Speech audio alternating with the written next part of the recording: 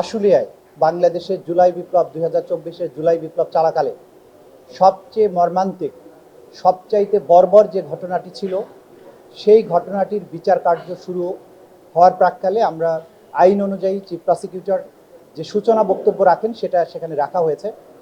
সেই ঘটনাটি হচ্ছে 5ই আগস্ট বিকেলবেলায় আশুলিয়া থানার সামনের রাস্তায় 6 জন আন্দোলনকারীকে গুলি করে হত্যার পর তাদের মধ্যে 5 জন নিহত অবস্থায় এবং একজন গুরুতর আহত অবস্থায় তাদেরকে প্রথমে একটা রিক্সা ভ্যানে, পরবর্তীতে সেখান থেকে পুলিশ ভ্যানে উঠিয়ে পেট্রোল ঢেলে আগুন দিয়ে পুড়িয়ে দেওয়া হয়।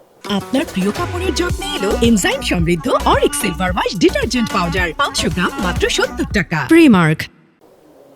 এই বর্বরতা বিশ্বের ইতিহাসে নজিরবিহীন। আমরা দ্বিতীয় বিশ্বযুদ্ধের সময় বা জার্মানিতে হলোকাস্টের সময় নাজি কনসেন্ট্রেশন ক্যাম্প সেটার কথা শুনেছি, সেখানে গ্যাস চেম্বারে হত্যা করা হয়েছে।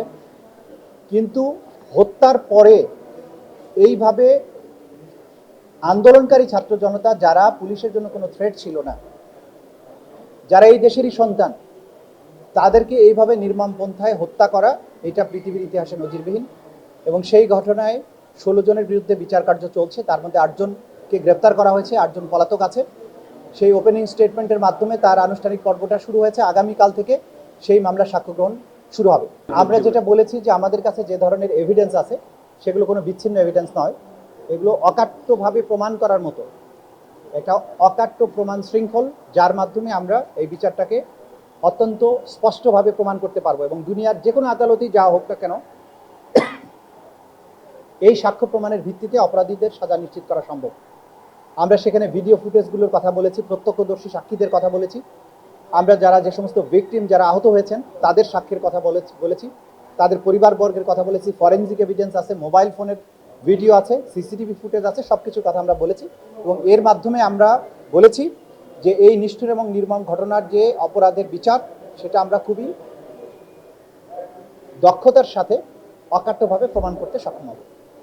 আর দ্বিতীয় যেটা হচ্ছে, আজকে আন্তর্জাতিক অপরাধ ট্রাইব্যুনাল 1-এ হাসানুল হক ইনু এবং মাহবুবুল আলম হানিফ সহ 5 জনের বিরুদ্ধে কুষ্টিয়ায় মানবতা বিরোধী অপরাধের দায়ে তাদের বিরুদ্ধে তদন্ত রিপোর্ট দাখিল হয়েছে। এটার ভিত্তিতে আমরা খুব সহসাই আনুষ্ঠানিক অভিযোগ বা ফরমাল চার্জ দাখিল করব। আগামী 29শে সেপ্টেম্বর এই ফরমাল চার্জ দাখিলের জন্য তারিখ নির্ধারণ করা হয়েছে।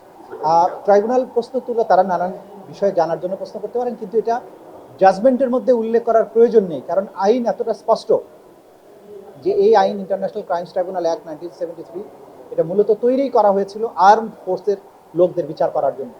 পরবর্তীতে কিন্তু অ্যামেন্ড করে আরও কিছু উপাদান এখানে যুক্ত করা হয়।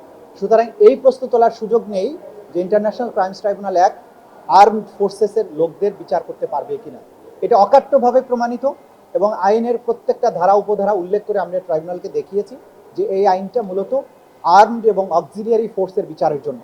সেই কারণে বিভিন্ন বাহিনী, বাংলাদেশের রাষ্ট্রীয় যত বাহিনী আছে, গোয়েন্দা সংস্থা আছে, পুলিশ বাহিনীর বিভিন্ন সেগমেন্টের কথা আলাদা আলাদাভাবে এই আইনে উল্লেখ করা হয়েছে।